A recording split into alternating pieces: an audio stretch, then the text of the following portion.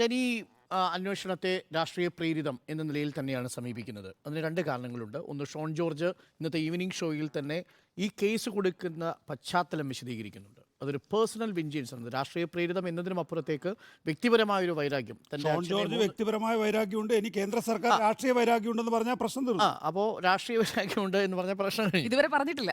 അപ്പോൾ ആ വ്യക്തി വൈരാഗ്യം അവിടെ നിൽക്കുന്നു. പക്ഷേ വ്യക്തി വൈരാഗ്യം നമുക്കറിയാം, പി സി ജോർജ് ഇപ്പോൾ നിൽക്കുന്നത്, ആ ജനപക്ഷം എന്ന് പറയുന്ന പാർട്ടി നിൽക്കുന്നത് NDA ക്യാമ്പിലാണ് നിൽക്കുന്നത് എന്നൊരു സാഹചര്യം കൂടിയുണ്ട്. അപ്പോൾ അതുകൊണ്ട് തന്നെ ആ കേസ് ഉത്ഭവിക്കുന്നതിന് പിന്നിൽ വ്യക്തിപരമായ ഒരു വൈരാഗ്യമുണ്ട് ഈ കേസിലേക്ക് വരുമ്പോൾ. എന്നാൽ ഞാനതിനെ കാണുന്നത് ഒരു പടി കൂടി കടന്നുകൊണ്ടാണ്. എന്താണ് ഈ കേസിൽ സംഭവിക്കാൻ പോകുന്നത്? ഈ കേസിൽ മറ്റൊന്നും സംഭവിക്കാൻ പോകുന്നില്ല എന്നാണ് ഞാൻ മനസ്സിലാക്കുന്നത്. കാരണം കമ്പനി നിയമത്തിൻ്റെ ഒരു പരിമിതി എന്ന് പറയുന്നത് അത് വ്യക്തികൾക്കെതിരെ ആ കേസ് ഉപയോഗിക്കാൻ കഴിയില്ല.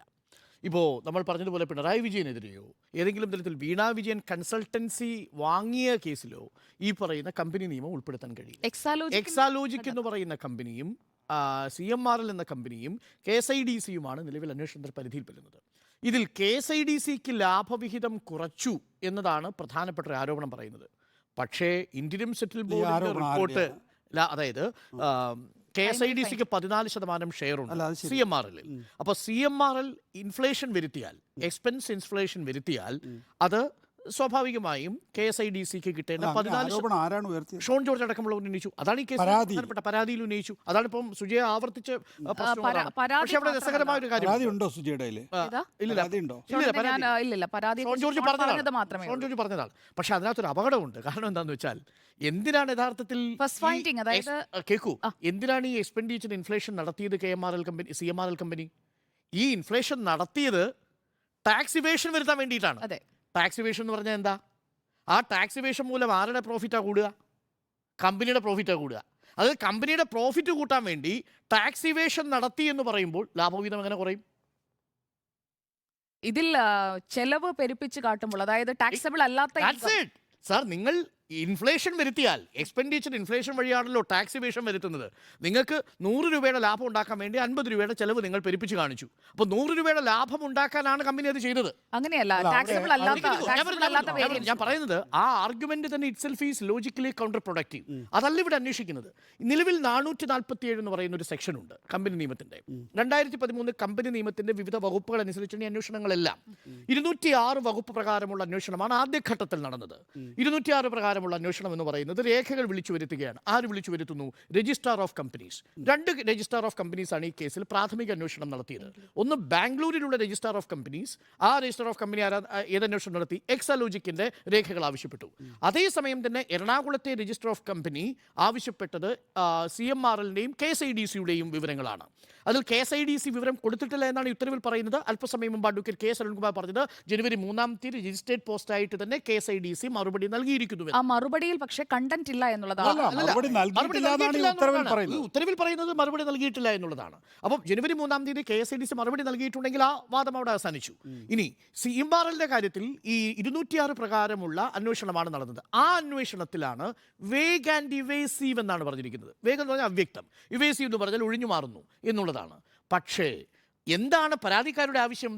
212 സെക്ഷൻ ഉപയോഗിച്ചുകൊണ്ട് സീരിയസ് ഫ്രോഡ് ഇൻവെസ്റ്റിഗേഷൻ ഓഫീസ് ഈ കേസ് അന്വേഷിക്കണം.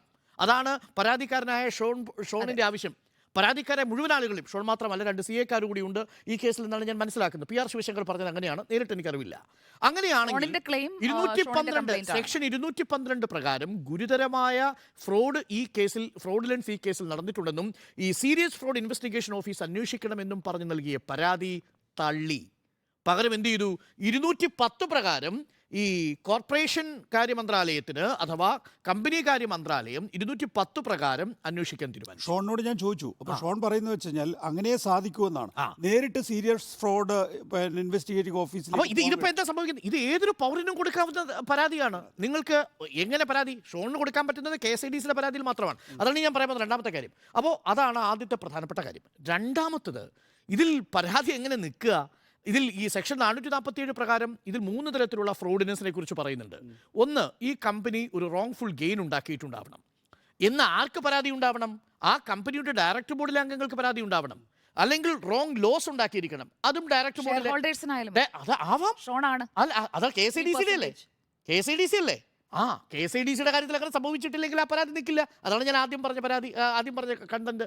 ഇനി മൂന്നാമത്തെ ഒരു കാര്യം എന്ന് പറയുന്നത്, ഇത് രണ്ടുമുണ്ടെങ്കിലും ഈ പറയുന്ന റോങ്ഫുൾ ഗെയിനോ റോങ്ഫുൾ ലോസോ സംഭവിക്കുന്നില്ല എങ്കിൽ പോലും ഇത് നിൽക്കും. മറ്റേതെങ്കിലും തരത്തിലുള്ളൊരു ഫ്രോഡുലൻസ് അവിടെ നടന്നു എന്ന് അതിനുള്ളിൽപ്പെട്ടവരാരെങ്കിലും പരാതി കൊടുക്കണം. അതാണ് 447 പ്രകാരം. അത് ഇതിനകത്ത് നേരിട്ട് കണ്ടെത്താൻ കഴിയില്ല. ഇതൊക്കെ അന്വേഷണ പരിധിയിൽ വരേണ്ട കാര്യങ്ങളാണ്. അപ്പോൾ അതുകൊണ്ട് തന്നെ ഇതിൻ്റെ പരമപ്രധാനമായ ഉദ്ദേശം മാത്രമല്ല, 4 മാസത്തിൻ്റെ കാലതാമസം. ഈ 3 പേരും ഇതെല്ലാം ഓൺലൈനിലൂടെ ലഭ്യമാവുന്ന ഡോക്യുമെൻ്റാണ്. എക്സാലോജിക് എന്ന കമ്പനി ഇപ്പോൾ പ്രവർത്തിക്കുന്നില്ല. 2018 ആ കമ്പനി ക്ലോസ് ചെയ്തെന്ന് തോന്നുന്നു. 2014 കമ്പനി തുടങ്ങുന്നത്. 2014 തുടങ്ങുന്നത്. എങ്ങനെയാണ് ഒരു കമ്പനി ക്ലോസ് ചെയ്യാൻ കഴിയുക എന്ന് കൂടെ പറഞ്ഞു കൊടുക്കൂ. അല്ല, അതാണ് എൻ്റെ പ്രധാനപ്പെട്ട. ആ കമ്പനി ക്ലോസ് ചെയ്യുന്നത് തന്നെയെങ്കിൽ ആ ക്ലോസ് ചെയ്യുന്നതിനെ കുറിച്ച് ഒരു പരാതി ആർക്കും ഇല്ല. അതാണ് ഏറ്റവും പ്രധാനപ്പെട്ട കാര്യം. അപ്പോൾ 2018 ക്ലോസ് ചെയ്തൊരു കമ്പനിയെക്കുറിച്ച് കേവലം 4 വർഷം മാത്രം പ്രവർത്തിച്ച കമ്പനി, അതിൽ 2 വർഷം മാത്രമാണ് LDFിൻ്റെ കാലഘട്ടത്തിൽ പ്രവർത്തിച്ചത്, അതിൽ ലാഭത്തിൽ പ്രവർത്തിച്ചു എന്ന് പറയുന്നത് വളരെ കുറഞ്ഞ കാലഘട്ടമാണ്. അപ്പോൾ ആ കമ്പനിയെക്കുറിച്ച് 4 മാസമെടുത്ത് അന്വേഷിക്കണമെന്ന് പറയുമ്പോൾ ആ 4 മാസത്തിൻ്റെ കാലാവധി എന്ന് പറയുന്നത് തെരഞ്ഞെടുപ്പാണ്. ആ തെരഞ്ഞെടുപ്പിനെ മുന്നിൽ കണ്ടുകൊണ്ട് അപ്പോൾ 3 പോയിന്റുകൾ. ഒന്ന്, ഷോൺ ജോർജിൻ്റെ വ്യക്തിപരമായ ആവശ്യം. 2, ഇതിൽ ഉൾപ്പെടുത്തിയിരിക്കുന്നത് ഈ കാലതാമസം വന്നു. രജിസ്ട്രാറുടെ അന്വേഷണം നടക്കുമ്പോൾ തന്നെ 3 മാസം കാലതാമസം വന്നു. കോടതി ഇടപെടൽ ഉണ്ടാവേണ്ടി വരുന്നു. കോടതി ഇടപെടൽ ഉണ്ടാവുന്ന പശ്ചാത്തലത്തിലാണ് അന്വേഷണം വരുന്നത്.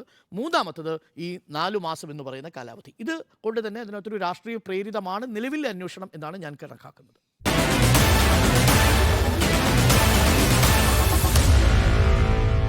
Meet the editors.